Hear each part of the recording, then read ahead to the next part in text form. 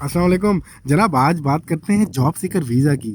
Job seeker visa होता क्या है, कौन लोग इसको अप्लाई कर सकते हैं, कौन लोग इससे बेनिफिट हासिल कर सकते हैं और इसकी रिक्वायरमेंट क्या है।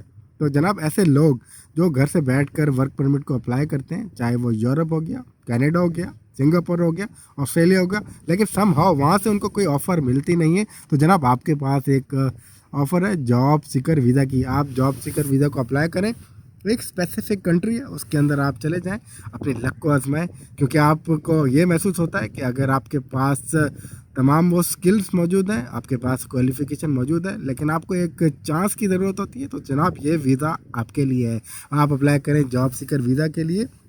मैं आपको तमाम जो इसका जो प्रोसीजर है वो आपको बता देता हूँ, इसका जो रिक्वायरमेंट है वो मैं आपको तफसीली तौर पर बता देता हूँ। जनाब जॉब सीकर वीज़ा जो है अप्लाई करने के लिए आपको जो है उस कंट्री की जो आपने सोचा हुआ है उसकी कॉन्सुलेट की, उसकी एम्बेसी की वेबसाइट पे जाना होता है। वहाँ पर रिक्वायरमेंट्स जो है ऑलरेडी मौजूद होती हैं। मिसाल के तौर पर आपके पास एक वैलिड पासपोर्ट होना चाहिए, फ़ोटोग्राफ्स होने चाहिए, आपके पास एक स्पेसिफिक अमाउंट की कम से कम बैंक स्टेटमेंट होना चाहिए। मिसाल के तौर पे अगर आपको वो कंट्री कहता है कि वहाँ के ख़र्चे के लिए आपके पास 2000 यूरो पर मंथ के लिए अवेलेबल होना लाजमी है, तो उसी लिहाज से आप अपनी जो स्टेटमेंट है उसको आप बना लें। उसके बाद फिर आप अटैच करते हैं आपकी जो क्वालिफ़िकेशन है उसके डॉक्यूमेंट, आपके जो एक्सपीरियंस सर्टिफिकेट हैं वो आप अटैच करते हैं। क्योंकि तमाम जो कंट्रीज़ हैं उनकी कुछ ना कुछ रिक्वायरमेंट होती हैं। मिसाल के तौर पर वो ये कहते हैं कम से कम आपके पास एक्सपीरियंस होना चाहिए स्पेसिफिक फील्ड का 3 साल का, या तो फिर आपके पास स्पेसिफिक एजुकेशन होनी चाहिए यानी कि ग्रेजुएशन या मास्टर्स वगैरह।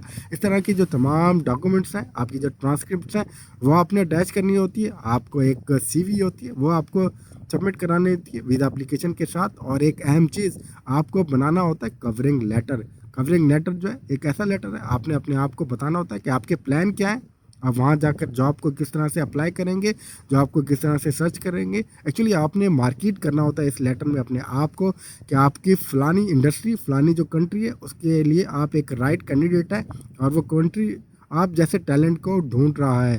तो आपने इस तरह से अपने आप को मार्केट करना होता है कि आपका जो वीज़ा है वो आपका अप्रूव हो जाए। ये तमाम जो जहाँ चीज़ें, तमाम जो रिक्वायरमेंट्स हैं आपने अटैच करनी होती हैं।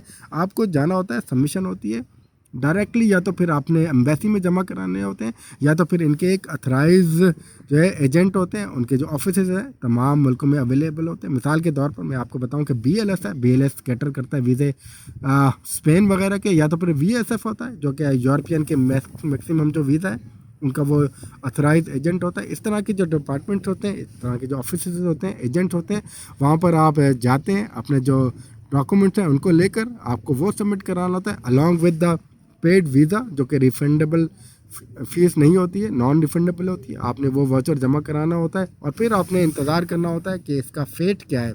जैसे ही आपको एक हरी झंडी मिलती है जनाब कि आपका वीज़ा जो है वो अप्रूव हो चुका है, आपने करानी होती है हेल्थ इंश्योरेंस, आपने कराना होता है कंफर्म टिकट, उसके बाद रवाना हो जाता है आप उस स्पेसिफिक कंट्री के लिए। आपने वहाँ जाकर जॉब की तलाश करनी होती है। जैसे ही आपको जॉब ऑफर मिलती है आपने अप्लाई करना होता है वर्क परमिट के लिए, ताकि आपका जो जॉब सीकर का वीज़ा है वो कन्वर्ट हो जाए वर्क परमिट के अंदर। उसके बाद जनाब आप कर सकते हैं अपनी फैमिली को स्पॉन्सर। जैसे ही आपकी स्पॉन्सर करने के बाद फैमिली वहाँ पर आ जाती है, तो फिर आप एक स्पेसिफिक टेन्योर है उस कंट्री का वो आप गुजारते हैं। मिसाल के तौर पे 5 साल का टेन्योर है, अगर आपने गुजार लिया वहाँ पर वर्क परमिट के थ्रू, तो आप जनाब अप्लाई कर सकते हैं या तो फिर लॉन्ग टर्म परमिट के लिए, या तो फिर आप अप्लाई कर सकते हैं सिटीजनशिप के लिए। तो जनाब ये एक छोटा सा एक टेन्योर था, एक छोटी सी जो इन्फॉर्मेशन थी जो मैंने आपसे शेयर कर दी है कि जॉब सीकर का वीज़ा आप अप्लाई कैसे कर सकते हैं और किस तरह से पहुंच सकते हैं आप किसी भी कंट्री में बड़ी आसानी के साथ, और अपनी फैमिली को भी लेकर जा सकते हैं।